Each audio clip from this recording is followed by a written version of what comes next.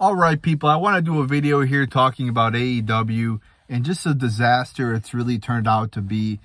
There's been a lot of people talking about AEW because of Tony Khan's really ridiculous publicity stunt coming out in a neck brace on national television during the NFL draft. Just looked like a total retard, and I'm going to explain why. But before I get to that, I just want to talk about AEW in general. You know, the company's been around now for, I think, about 5 years. Wrestling fans thought it would be a breath of fresh air, thought it would give some competition, a second option, because at the time, WWE really sucked ass, and we were hoping it would, you know, be a better company. One of the reasons WWE sucked ass is because they relied heavily on part-timers and people that were in their 50s. We were hoping, or at least I was hoping, let me just speak for myself, that AEW would go away from this. But you tune into AEW in 2024, and what do you see? You don't see new talent. You don't see wrestlers in there that are 25, 30 years old. No, you see Sting. You see Jericho. You see Mr. Ass. I mean, all people that were around, Edge, Christian, all people that were around during the Attitude Era. And you know, I love these people, but you don't want to see them wrestling now. You want to see them, you know, in an interview, sitting on the beach, enjoying retirement, not in a fucking wrestling ring, jumping off ladders and doing all this shit, embarrassing themselves.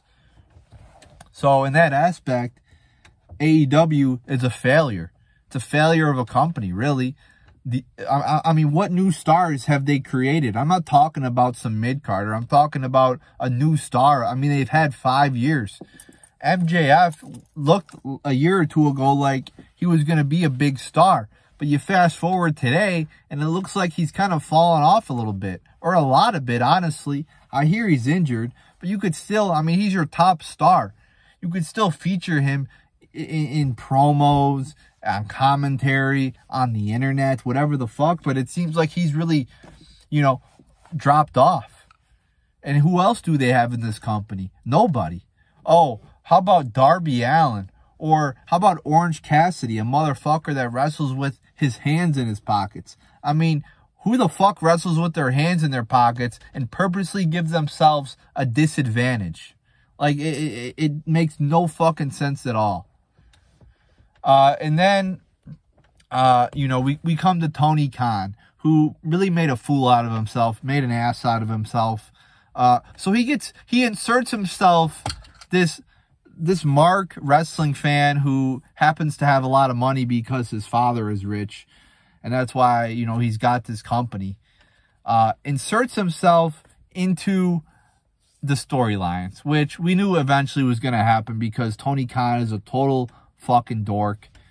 Like I said, he's a mark. So he inserts himself into the storyline. This is nothing new. So you can't, you know, you can't go after him on this. We've seen Vince McMahon in storylines. We've seen Eric Bischoff, Paul Heyman. You know, we've seen people in storylines before. But the difference is, if you compare Khan to Vince McMahon, it's not even a comparison. I mean, Vince McMahon's actually like a real man. Like, he comes off as a real man. Somebody that doesn't take any shit. A real executive. A guy that's created the best wrestling company by far in the world. Ever. Khan is a fucking mark. He's a fucking beta male. At least that's how he comes off.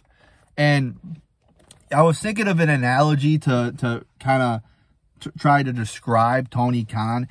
He's like a boss at work that will send you an email about a little petty thing you did wrong when you share an office or you're right next door to his office, and copy his boss on that same email to make it look like he's doing shit. Or he'll send somebody else to do his dirty work because he's afraid of confrontation. That's Tony Khan. I mean, he just looks like a total dork. The way he just dresses too, like, you're the head of the second biggest wrestling company, and he's coming out to press conferences in like sweatshirts and shit. I mean, you never see like Triple H or McMahon come out like they're, you know, going out to a club or you know, just with sweatpants on or some bullshit like that. Like they're always going to be wearing a suit or a sports jacket or a collared shirt when they're at, you know, big events like that. Khan just looks like he just came out of his mother's basement. So AEW all and around has been a disaster, honestly. And by the way, this is no defense of WWE. They're right up there too with their shit. Just because Triple H is now the head of creative or whatever doesn't automatically mean they get a free pass and they're great. WWE has its issues too. I don't think WWE's a quality product either. They may be better than AEW, but this is no way endorsing WWE. It seems like the popular view now is to hate AEW, and people now love WWE. A few years ago, it was flipped. Like I said, people in the IWC, all they do, they lick their finger, they stick it up to, you know, to the air and see which way the wind is blowing, and then they make their opinions. Nobody has any independent thought in the IWC. It's been that way, you know, honestly, for a long time. I think it's now even worse now with the expansion of social media, with the Triple H. Everybody loves Triple H. But again, in no way am I endorsing WWE by saying AEW sucks. I think they both have a lot of work to do, and especially a lot of work to do in creating the next stars of the new generation, which they are way behind on. So there you go. There's my thoughts on AEW.